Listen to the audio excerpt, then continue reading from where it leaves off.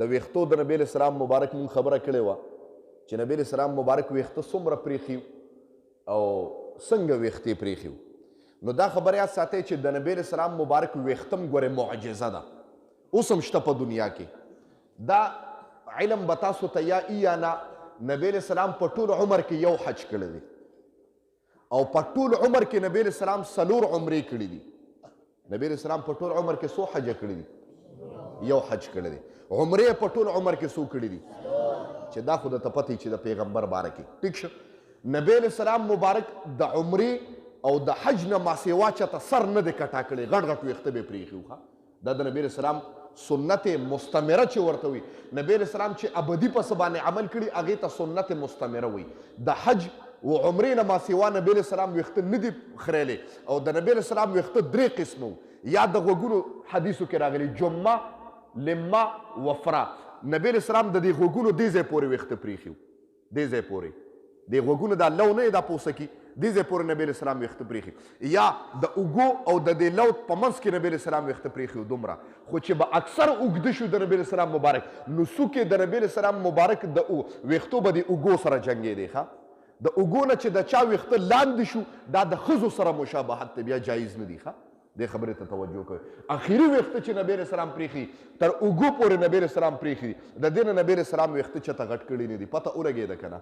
او نبی علیه السلام به ویښته څنګه اړول منګز به څنګه واله نو نبی علیه السلام به په دې منځ کې کیرله ایستې وه منځ کې به یې پې کیرله دا سنت عمل دی چې انسان دې پوزې ته وګوره دې پوزې مخامخ ته به نبی علیه السلام داسې پټه لکیره پکې ایستې وه دواړه ویښته به یې دې طرف ته پرېښي بیا به یې په شا راواړو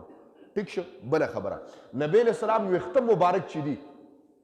د نبی علیه السلام مبارک ویښته ټول یو شانتي ځکه نبی علیه السلام فرمایي ویښته بعضې لنډ او بعضې واړه لکه موږ ته پوجي کټینګ وایو سیزر کټینګ ورته وایي نایان په دې باندې پوهېږي دا حرام دي ښه دا د یهودیانو او عیسایانو سره مشابهت دی ویښته یا مستقل پرېږده او یا مستقل اخره پته ولګېده 3 قسمه نبی علیه السلام ویښته پرېښي دي او په منځ کې پکې لکیره ایستې ده او نبی علیه السلام مبارک په ویښته یو شان پرېښه دا نه چې مخې ته به یې سڼې غټې کړې او شاته به یې واړه کړي نه یو شان ویښته به نبی علیه السلام مبارک پرېښي دا خو او ما وویل د نبی علیه السلام ویښته مبارک معجزه ده اوس په دنیا کې یو انسان به وي چې د پیغمبر ویښته شته څنګه به معلومومه دې دور کې شته د هغې نښه څنګه ده د نبی علیه السلام ویښته چې کله ته په عطرو یا په شیشه کې بند کې نو د دې نه نور ویښته وځي ښه د دې نه غونچک جوړېږي یو ویښته چې چا سره د نبی علیه السلام راشي د هغې نه غونچک جوړېږي ډېرېږي ښه دا د نبی علیه السلام مبارک د ویښتو معجزه او تاسو ته بله خبره کومه وایي یو کسو د نبی علیه السلام مبارک ویښته وه سره ډېر مالدار و وایي چې کله وفات کېده وصیت یې بچو ته وکړه بچو ما سره مال دی او یو طرف ته را سره د پیغمبر ویښته مبارک دی الله دې موږ ته د نبی علیه السلام د ویښتو مبارک دیدار نصیب کړي آمین برکت هم درته اوس وایم چې د نبی علیه السلام د ویښتو برکت سو او اخره کې بیا وایم چې سر سنت به څونه اخلي انشاءالله وایي نبی علیه السلام مبارک ویښته دی بل طرف ته مال دی بچو یو کس له به مال ورکوم یو کس له به د پیغمبر ویښته ورکوم اوس هم څنګه خوښه ده فیصله خپله وکړي یو ورته یې زه په ویښتو څه کومه زموږ خپله غټ غټ ویښته دي نو ټیک ته د پیغمبر ویښته به یي لکه برکت به یي صحیح ده ماله مال پکار دی جي چې دا مال ما سره دا برکتونه به په خپله ماله را رواني مال پکار دی بل وایي جي ماله د پیغمبر ویښته پکار دی یو له ویښته میلو شو وراثت کې یو ته مال میلو شو زمانه تېرېده چې مال راشي انسان په اوتو بوتو باندې سر شي هغه یو کس نه چا تپوس کوي چې تا له مال راشي ته به پې څه کوې هغه ته یې زه په مال څه کوم وایي زه به پې څه کوم که په ما به څه کوي وایي پوه نه شم وایي زه خو پې څه نه شم کولی او ما به په ګډ وډ ورسره کړي که نه نو خبره دې پورې کوم بعض ټایم کې داسې الله دې وساتي مونږ وایي مال چې راغی جي زناګانې شروع کړې بنداس بس ځمکې به یې خرڅولې او په عیاشۍ باندې به یې الوزولې او کوم کس سره چې ویښته و ده خو ډېر غریب و یو پیره د ده میلمانه راغلي و هغه یو سړی په سترګو ړوند و نابینا و ده وی یو تجربه کومه میلمه راغلی وایي ما سره د پیغمبر ویښته مبارک دي نو دا اوبو کې اچوم تاله په سترګو باندې موامه او ویسکه چې کیدی شي چې ته الله نظر درکه پیغمبري ویښته دی جنو هغه صحیح ده دا ټرای به وکړو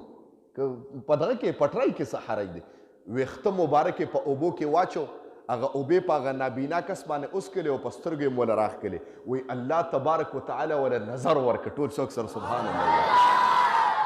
اوازه وشوه به یو کس سره د پیغمبر ویښته دی او کم سړی چې نابینا یې برګي پې هغه د هغې ویښتو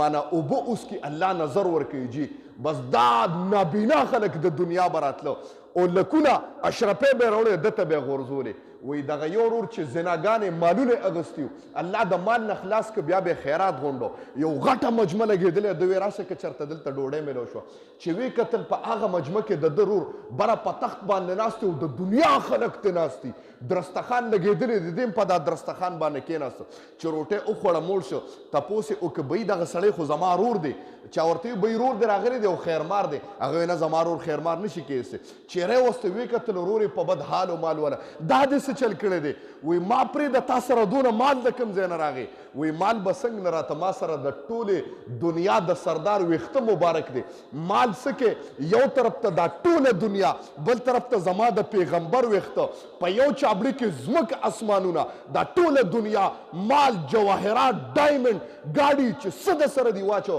بل طرف ته زما د ویښته زما د پیغمبر ویښته مبارک دا به تې په چابړي کې دروني ما سره هغه برکات دي د هغې په برکاتو الله ماله دنیا راکړه دا دنیا خلک چې ته وینې زما په درستخان ناستي دا د نبی علیه السلام مبارک د ویښته برکت دی چې کینی پاسي ماته او هر چې تا مال غوره کړی نن ته زما درد الله راوستی او خیر مار ناست